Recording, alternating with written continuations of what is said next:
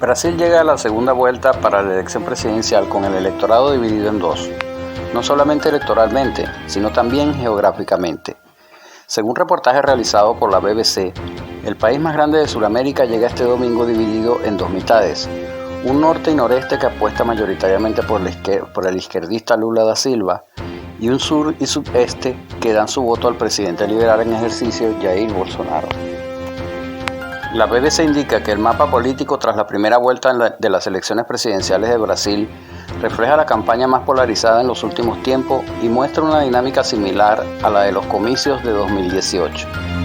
Durante la primera vuelta, el Partido de los Trabajadores PT de Lula consiguió el 48.4% de los votos, mientras que el Partido Liberal PL del actual presidente Bolsonaro cosechó un 43.2%.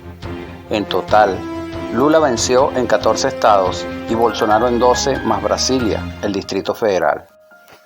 A pesar de una ventaja de más de 5 puntos porcentuales de Lula, ambos candidatos deberán medirse en segunda vuelta el próximo 30 de octubre, ya que para ganar en primera vuelta era necesario al menos el 50% de los votos. La segunda vuelta se presenta como una apuesta difícil para predecir un ganador. El presidente Bolsonaro consiguió muchos más votos de lo que se proyectaba por las encuestadoras. El Partido de los Trabajadores del candidato Lula da Silva consiguió una victoria incontestable en todos los estados del nordeste, entre Maranhão y Bahía. Son estados con tradiciones de votar por el Partido de los Trabajadores.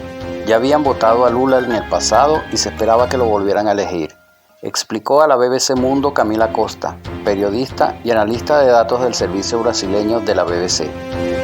Bahía, en concreto, es uno de los colegios electorales más importantes del país. Aquí Lula ganó con el 69.73% de los votos frente a un 21.31% de Bolsonaro.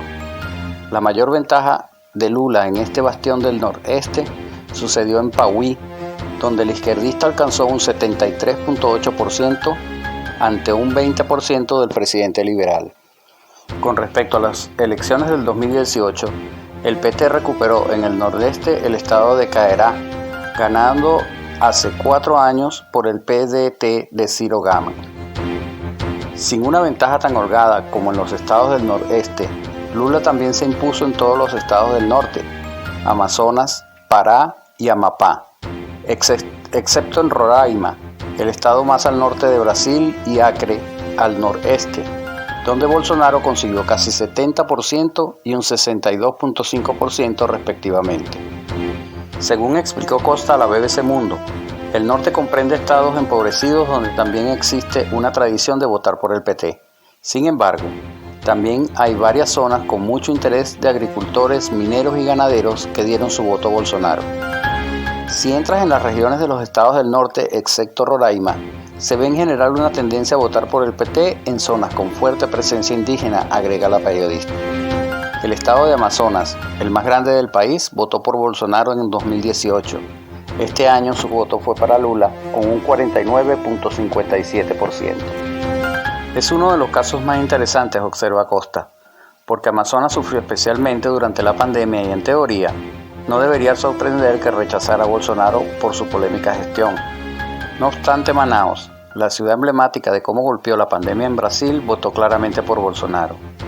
El caso de Manaus está siendo uno de los más analizados por los analistas tras esta primera vuelta. Una de las teorías de la victoria de Bolsonaro en Manaus que se maneja es la presión de la iglesia evangélica con una militancia bolsonarista muy importante, indicó Costa. En el norte el PT también se hizo con el voto de Amapá, revirtiendo los resultados de 2018 donde Bolsonaro se llevó la victoria. El candidato liberal venció también con claridad en Brasilia, el Distrito Federal, con un 51.65% de los votos. No ha habido candidato a la presidencia de Brasil que haya conseguido el cargo sin ganar en Minas Gerais, desde la redemocratización del país en 1989. En esta primera vuelta, este estado decisivo eligió a Lula con un 48.29% de los votos frente a un 43.6% de Bolsonaro. En 2018, sin Lula y con el candidato Fernando Haddad, el Partido de los Trabajadores no logró ganar. Minas Gerais fue entonces una victoria importante para Bolsonaro, dice Costa a la BBC. Será sin dudas uno de los estados más observados con vistas a la segunda vuelta que se antoja tan apretada. El analista político Cristiano Noroña, vicepresidente de la consultora política Arco Advice, le dijo a BBC que Lula tiene un leve favoritismo porque llega por delante, pero la disputa está abierta. Si bien la distribución del voto por estado ha ocurrido en líneas generales como se esperaba, las encuestas parecen haber subestimado la fuerza del bolsonarismo. Las últimas encuestas colocaban al expresidente procesado por corrupción Lula como líder en las intenciones del voto, con una ventaja de entre 6 y 14 puntos sobre Bolsonaro. Algunas dejaban incluso abierta la posibilidad que ganara la presidencia en esta primera vuelta, pero finalmente no sucedió. Con todo lo que pasó en estos 4 años, el hecho que Bolsonaro haya conseguido votos similares en las primeras vueltas de 2018 y 2022, 46 frente a 23%, indica que el bolsonarismo es una fuerza que ha calado en el país, concluyó Costa. Una de las explicaciones a la contradicción de las encuestas y los resultados de la primera vuelta puede deberse, según Noroña, a que Bolsonaro aumentó en los últimos meses el Auxilio Brasil, que es un programa de asistencia económica a gente de bajos recursos. Y es obvio que eso tuvo un impacto positivo en una parte importante del electorado. Otro factor que puede ayudarle son los buenos resultados que viene presentando la economía brasileña en los últimos meses. También pudo concluir el desgaste por el cual pasó el PT por los escándalos de corrupción. En cierta forma fue perdonado por una parte del electorado, pero otra continúa rechazando bastante al partido, dice Noroña a BBC Mundo. Pero, ¿qué necesitan Lula y Bolsonaro para ganar la segunda vuelta? Ante una lucha tan apretada, el analista cree que para ganar en segunda vuelta, los candidatos lanzarán una mezcla de propuestas y que también cada uno explotará lo más posible las fragilidades de su adversario. Pero también van a tener que golpear de manera certera, siendo positivos, porque al electorado brasileño no le gusta que sea solamente una pelea. Otra clave estará en dónde irán a parar los votos de los candidatos Simone Tebet y Ciro Gómez. Noroña opina que Gómez no anunciará apoyo a ningún candidato y que Tebet está más inclinada a apoyar al expresidente Lula.